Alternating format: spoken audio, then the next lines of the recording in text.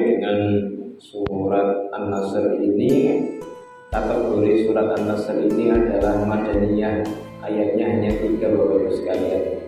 Jadi ini surat diturunkan setelah surat At-Taubah. Ya. Setelah ini Bapak Ibu sekalian, kita akan mengkaji namanya surat Al-Kafirun. Surat Al-Kafirun. Itu tadi di atas ya, makanya kok suaranya berbeda.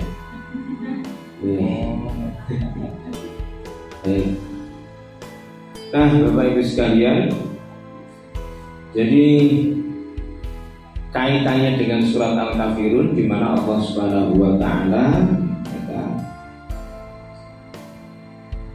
menunjukkan kepada kita umat manusia, khususnya umat muslim, bahwa ada perbedaan yang sangat jelas sekali, ya kan?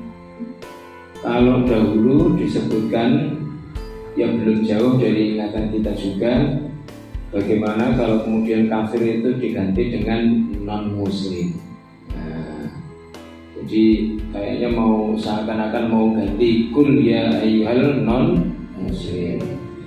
Padahal istilah kafir ini sudah jelas. Jadi mau diganti supaya halus atau apa itu, ya memang sudah dari sananya. Jadi hak dan batil itu sudah nyata adanya.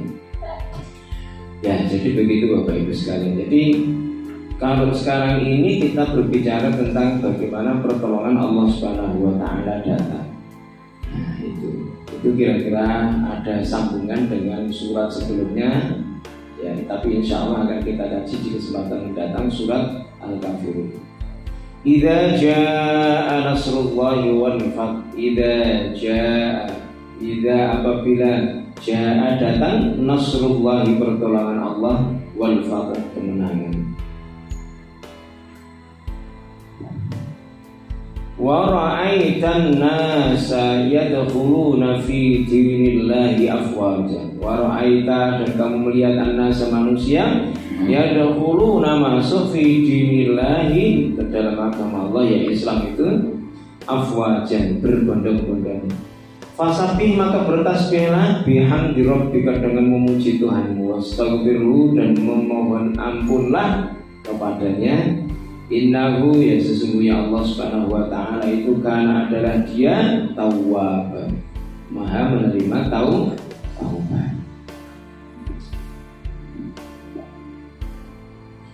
Baik Bapak Ibu sekalian rahimakumullah.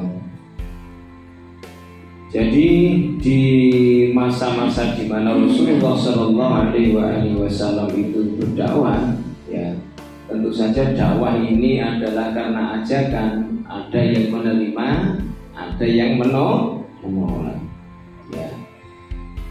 Jadi Rasulullah Shallallahu Alaihi Wasallam itu sampai kemudian merasa sedih. Sebenarnya bukan sedih seperti kita, enggak, tapi prihatin. Ya. Sampai dadanya itu sesek, tidak berlapang dada. Ya. Oleh sebab apa? Sebagian besar umat manusia waktu itu mendustakan ajakan beliau Sallallahu Alaihi Wasallam. Padahal yang namanya bukti-bukti, itu sudah sangat jelas sekali. Ya, dalil-dalil juga sudah sedemikian.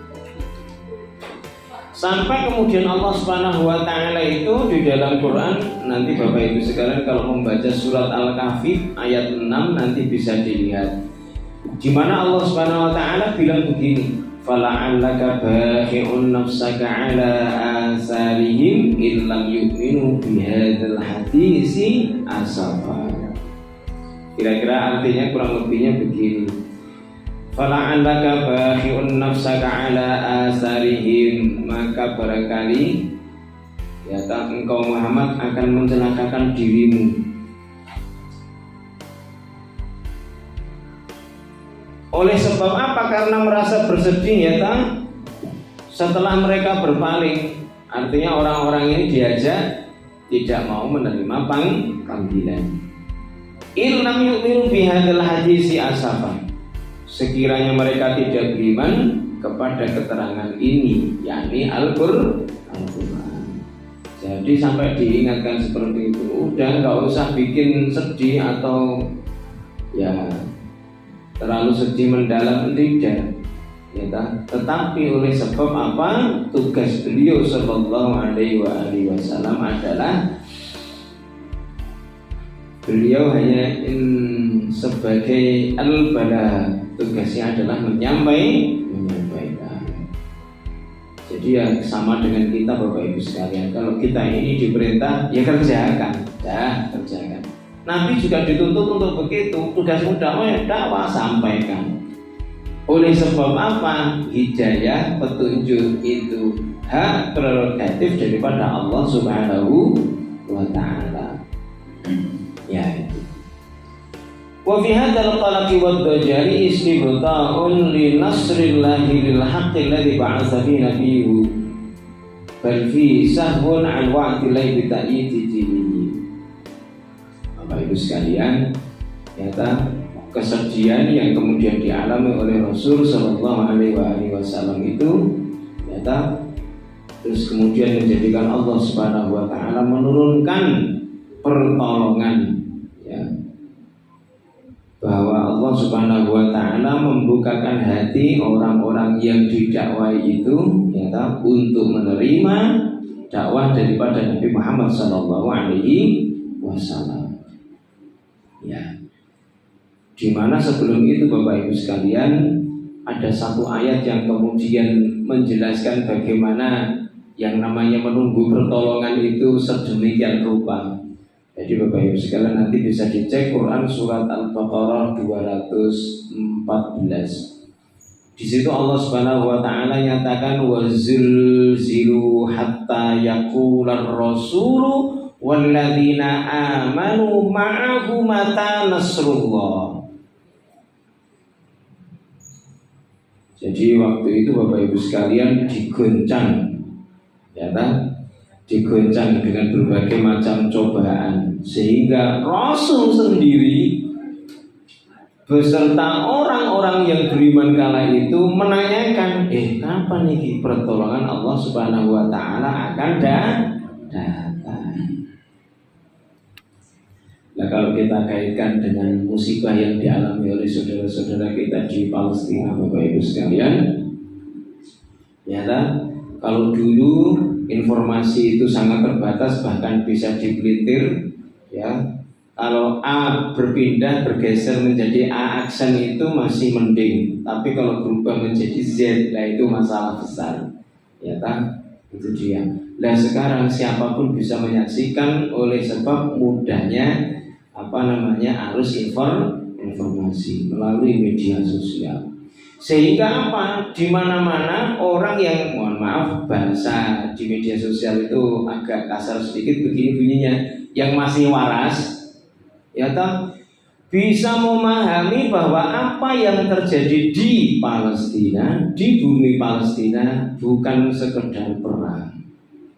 Maka Bapak Ibu sekalian bisa dicek itu orang-orang yang sadar, ya kan? Di negara-negara yang kemudian seperti ya Inggris, di kota London, di Paris, dan seterusnya, di mana orang-orang kemudian berdemo, ya kan, untuk bebaskan Palestina. Oleh sebab itu yang terjadi di Palestina mirip dengan apa yang diistilahkan, yang kemudian disebut dengan genosida. Genosida itu adalah pembersihan etnis atau suku, nah, begitu. Nah itu Bapak Ibu sekalian. Nah ternyata Bapak Ibu sekalian di Jepang, ya orang ternyata berduyun-duyun masuk Islam. Jadi di Jepang ini Bapak Ibu sekalian ada masjid-masjid, tapi gambarnya yang nggak kayak masjid di tempat kita ya Bapak Ibu sekalian. Sudah modern masjidnya.